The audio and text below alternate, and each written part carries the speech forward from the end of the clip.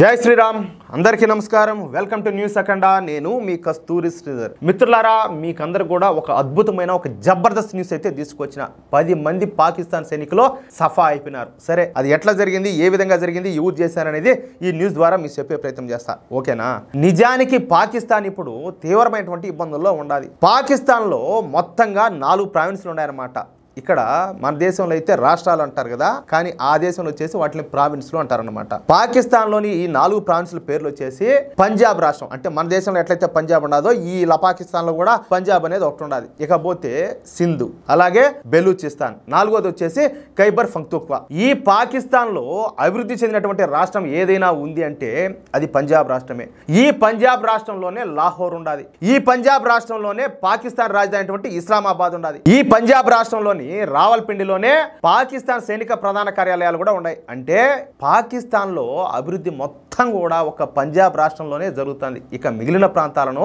పాకిస్తాన్ ప్రభుత్వం పెద్దగా పట్టించుకోదు ఇకపోతే ఈ ఖైబర్ పఖ్తూన్ఖ్వా రాష్ట్రం బెలూచిస్తాన్ రాష్ట్రాల పరిస్థితి అయితే అగమ్య గోచరంగా ఉంటుందన్నమాట ఈ ఖైబర్ పఖ్తూన్ఖ్వా రాష్ట్రంలో తెహ్రీకే తాలిబాన్లు ఉంటారు వీళ్ళు ఆఫ్ఘనిస్తాన్ తాలిబాన్లతో అనుసంధానంగా ఉంటూ పనిచేస్తూ ఉంటారు నిజానికి ఈ తెహ్రీకే తాలిబాన్లను సృష్టించింది ఎవరంటే పాకిస్తానే కానీ ఇప్పుడు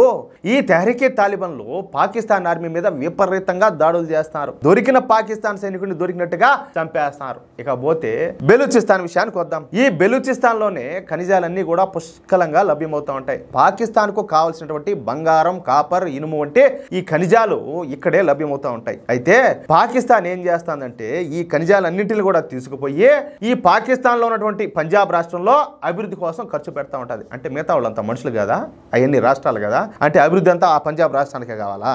ఏంది ఇదంతా కూడా బెలూచిస్తాన్ అభివృద్ధికి ₹1 కూడా ఖర్చు పెట్టదు ఇంకా దొళ్ళక కాల్దా అంటాలే అందుకే బెలూచిస్తాన్ లో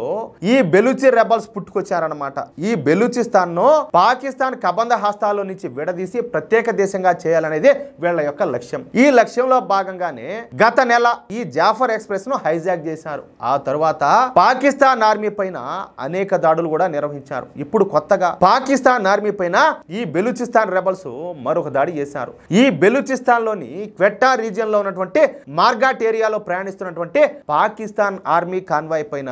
ఈ బెలూచిస్తాన్ రెబల్స్ రాకెట్లతో దాడి చేశారు ఈ దాడుల్లో ఒక పాకిస్తాన్ మిలిటరీ వాహనం పూర్తిగా ధ్వంసం అయిపోయింది ఈ దాడిలో 10 మంది పాకిస్తాన్ సైనికులు మరణించినట్టు ఈ బెలూచిస్తాన్ రెబల్స్ అయితే తెలియజేశారు అందుకు సంబంధించినటువంటి వీడియో కూడా మీరైతే చూడొచ్చు ఇక్కడ నేను ఈ విషయం ప్రత్యేకంగా ఎందుకు చెప్పాల్సి వస్తుందంటే ప్రస్తుతం పాకిస్తాన్ భారతదేశాల మధ్యన తీవ్ర ఉద్రిక్త పరిస్థితులు అయితే ఏర్పడినాయి ఏ క్షణంలోనైనా సరే మన భారతదేశం పాకిస్తాన్ మీద దాడి చేసే అవకాశం స్పష్టంగా ఉండాలి పాకిస్తాన్ లోని అన్ని మిలిటరీ బేస్లను అదే విధంగా ఐఎస్ఐ కార్యాలయాలను అలాగే రావల్పిండిలో ఉన్నటువంటి పాకిస్తాన్ ప్రధాన సైనిక కార్యాలయాలను భారత్ టార్గెట్ గా చేసుకున్నట్టు తెలుస్తుంది అంటే పాకిస్తాన్ లో ఉన్నటువంటి కీలక స్థావరాలను భారత్ అయితే మోత మోగించున్నదన్నమాట అందుకే బెలూచిస్తాన్ అలాగే ఈ ఖైబర్ పఖ్తూన్ఖ్వా రాష్ట్రాల్లో ఉన్నటువంటి సగం మంది సైనికులను పాకిస్తాన్ ఎల్ఓసి దగ్గరికి పంపిస్తుంది దీంతో